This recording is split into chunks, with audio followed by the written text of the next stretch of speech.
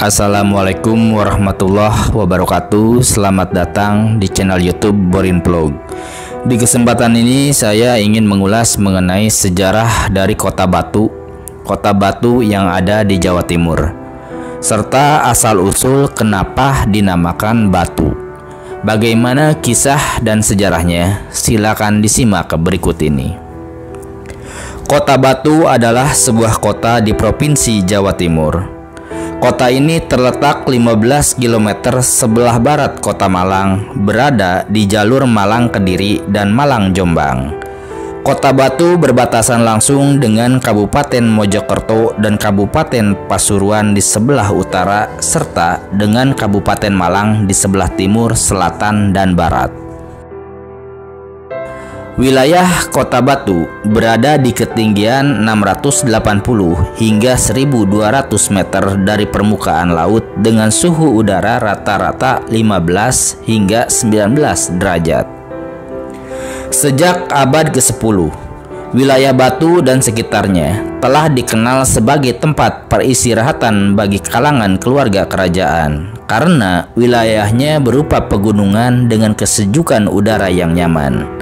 Juga didukung oleh keindahan pemandangan alam sebagai ciri khas daerah pegunungan.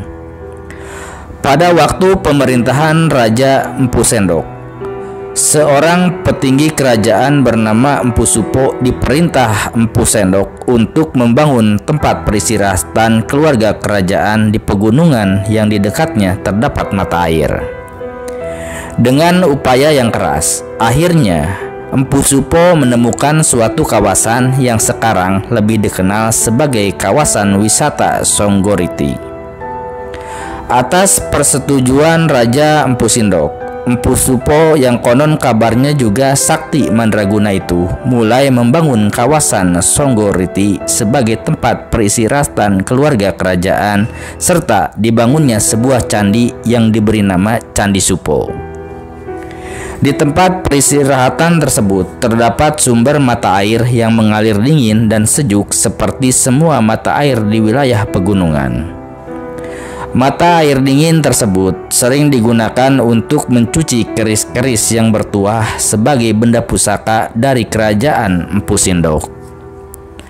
Oleh karena sumber mata air yang sering digunakan untuk mencuci benda-benda kerajaan yang bertuah dan mempunyai kekuatan supranatural yang maha dahsyat, akhirnya sumber mata air yang semula terasa dingin dan sejuk itu berubah menjadi sumber air panas. Dan sumber air panas itu pun sampai saat ini menjadi sumber abadi di kawasan wisata Songgoriti. Wilayah Kota Batu yang terletak di dataran tinggi di kaki Gunung Panderman dengan ketinggian 700 sampai 1100 meter di atas permukaan laut, berdasarkan kisah-kisah orang tua maupun dokumen yang ada maupun yang dilacak keberadaannya, sampai saat ini belum diketahui kepastian tentang kapan nama Batu mulai disebut untuk menamai kawasan peristirahatan tersebut.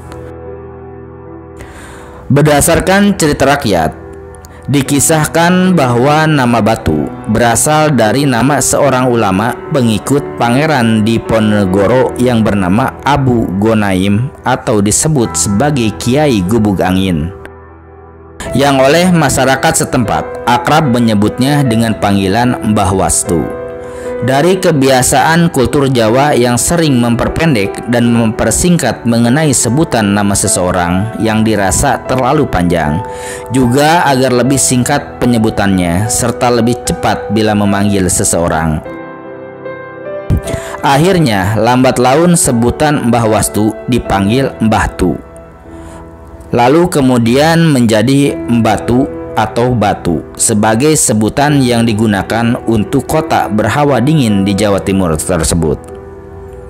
Siapa sesungguhnya Abu Gonaim? Lelaki ini sebetulnya berasal dari Jawa Tengah.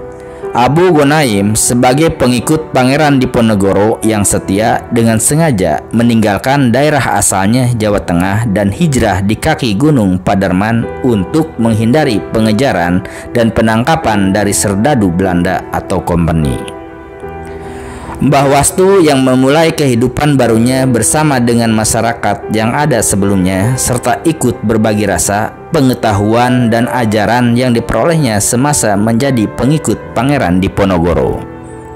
Akhirnya, banyak penduduk sekitar dan masyarakat lain berdatangan dan menetap untuk berguru, menuntut ilmu, serta belajar agama kepada Mbah Wastu. Semula mereka hidup dalam kelompok atau komunitas di daerah Bumiaji, Sisir, dan Temas. Akhirnya, lambat laun komunitasnya semakin besar dan banyak, serta menjadi suatu masyarakat yang ramai.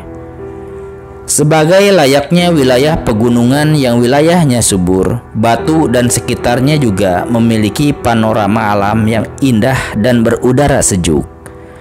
Hal ini tentu akan menarik minat masyarakat lain untuk mengunjungi dan menikmati Batu sebagai kawasan pegunungan yang sejuk dan indah.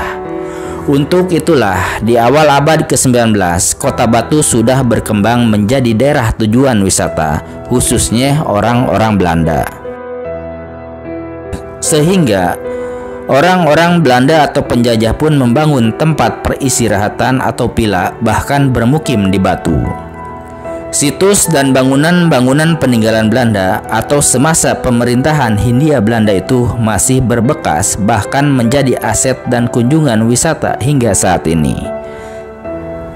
Begitu kagumnya bangsa Belanda atas keindahan dan keelokan Kota Batu, sehingga bangsa Belanda mensejajarkan wilayah Batu dengan sebuah negara di Eropa, yaitu Swiss, dan memberikan predikat sebagai Swiss kecil di Pulau Jawa. Peninggalan arsitektur dengan nuansa dan corak Eropa pada penjajahan Belanda dalam bentuk sebuah bangunan masih ada hingga saat ini. Bahkan panorama alamnya yang indah sempat membuat Bung Karno dan Bung Hatta setelah Perang Kemerdekaan berkenan mengunjungi dan beristirahat di kawasan Batu. Kini, Kota Batu telah berkembang pesat dan menjadi salah satu kota wisata di Jawa Timur. Ada beberapa objek wisata yang dapat dinikmati oleh para turis lokal maupun internasional, antara lain wisata gua di Cangar dan Plekung, air terjun Coban Kerais dan Coban Talun, pemandian Songgoriti dan Selekta, perkebunan apel, stroberi, jambu, dan jeruk di kawasan Kusuma Agrowisata, Taman Hutan Rakyat Raden Suryo, dan Gunung Panderman. Ada pula objek wisata terbaru di Kota Batu berupa wisata udara para layang, yang setiap hari Minggu di alun-alun Batu juga diselenggarakan pasar wisata Minggu yang menjual makanan khas Batu serta berbagai macam kerajinan tangan. Jatim Park merupakan salah satu tempat wisata paling populer di Jawa Timur, dan yang terbaru dari objek wisata di Kota Batu adalah Museum Satwa. Nah, seperti itu ya sejarah dari Kota Batu dan juga asal-usul kenapa dinamakan Batu. Terima kasih sudah menyimak kisah ini di channel YouTube Borin Vlog. Silakan simak kisah sejarah, legenda, cerita rakyat maupun dongeng yang tersedia di channel ini. Terima kasih atas perhatiannya. Assalamualaikum warahmatullahi wabarakatuh.